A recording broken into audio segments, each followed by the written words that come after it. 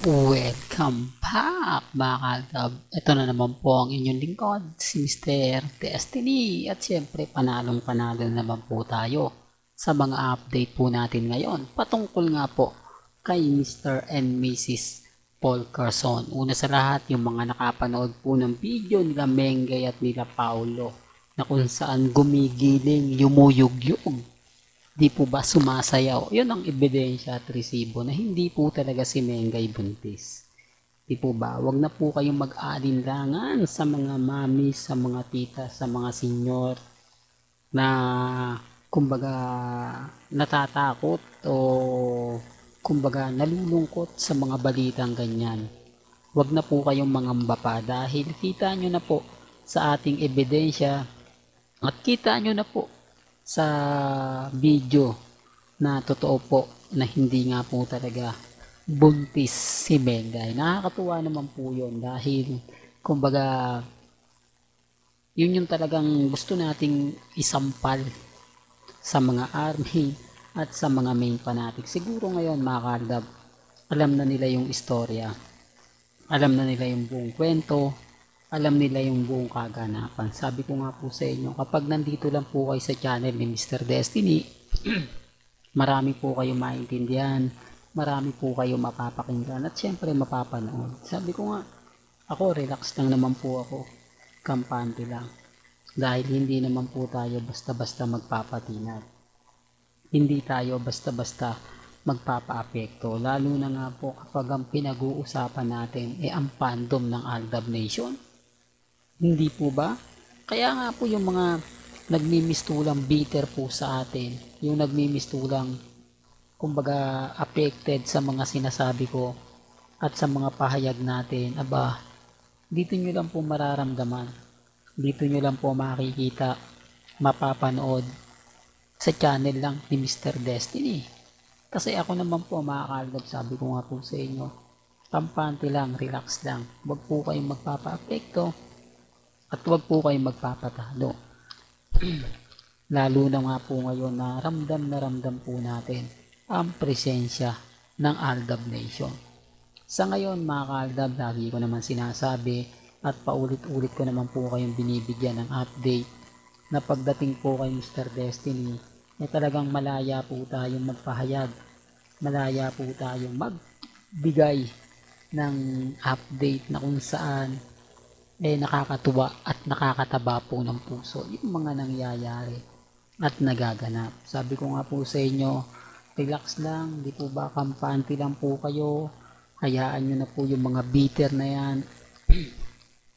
hayaan nyo na po yung mga taong nagpapakalat ng mga impormasyon na wala namang katotohanan, yung mga nagsasabi na kumbaga sila po yung una, sila po yung ganito, sila po yung ganyan. Wala naman pong problema yon.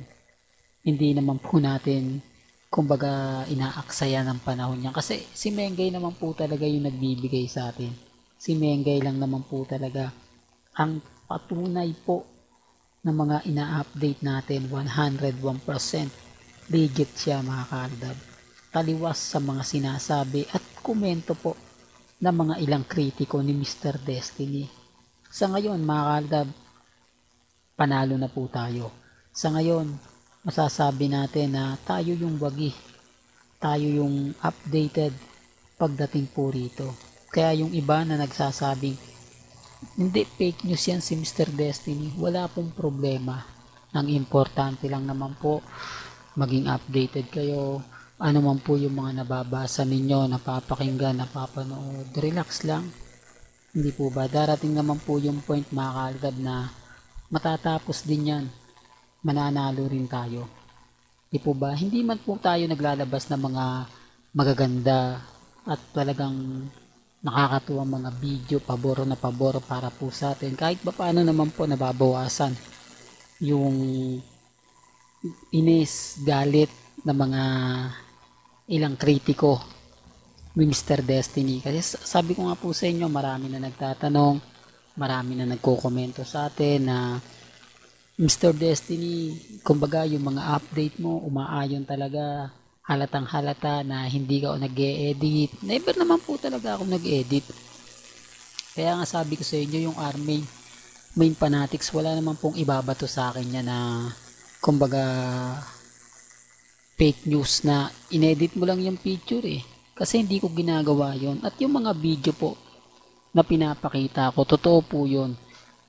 Yung mga photos, kung ano po yung nakakita nyo ng mga panahong 2015, nasave pa po namin yung mga post na yon, yung mga video na yon. Yun lang po yung magpapatunay, yun lang po yung magbibigay ng mga ebidensya at resibo kung gaano nga po ba kalakas, kung gaano nga po ba katindi ang Aldab Nation ng mga panahon na yon. Panahon na sa channel nyo lang po ni Mr. Destiny makikita. Sabi nga ng iba, nagulat nga po mga kaaldab.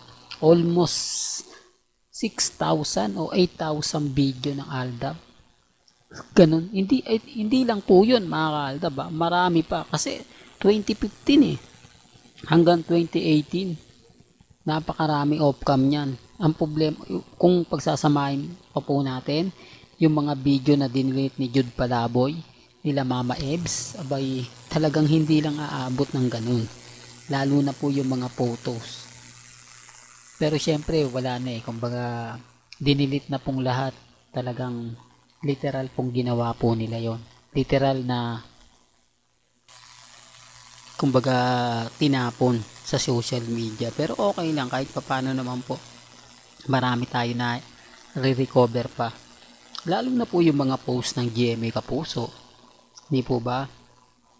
Yung mga conversation ng pamilya Mendoza, pamilya Paul Carson, at yung mga sinabi nila Jose, Wally, Paulo, Ma'am Alan, Pia Guanyo, Ma'am Ruby, yung mga post po nila sa Twitter, alam ko hanggang ngayon ramdam pa rin po ninyo yan. Alam ko yung iba may mga hawak na ganyan, yung mga ebidensya at resibo kay Lamengay at kay Arden.